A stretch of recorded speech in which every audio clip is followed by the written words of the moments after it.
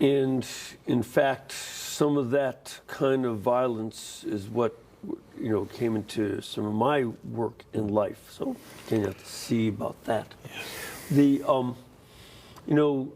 this is a difficult thing because we not only have to be aware of this movement and its many forms in culture, and inside the church, that there are lots of church sponsored community organizations that are inspired by Alinsky. But we also have to pay attention to the principle that the end justifies the means coming into any part of our lives. Exactly. This must always be rejected. That the ends must be good, and the means to attain those ends must also be good.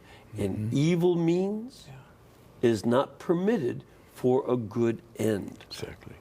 And this is, I think, another takeaway from this video that you did. We call it consequentialism, actually, in the Catechism. Yeah, the Catechism calls it consequentialism, where you just focus on the consequences of what you tried to do or intended to do. Exactly. And go on not paying attention to the people that suffered as a result. We need to take a little bit of a break. I want you to find out more about what Richard and Stephen Payne are doing by going to arcadiafilms.com.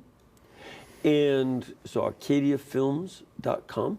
And you, again, as we mentioned, you'll see this right after this program is done.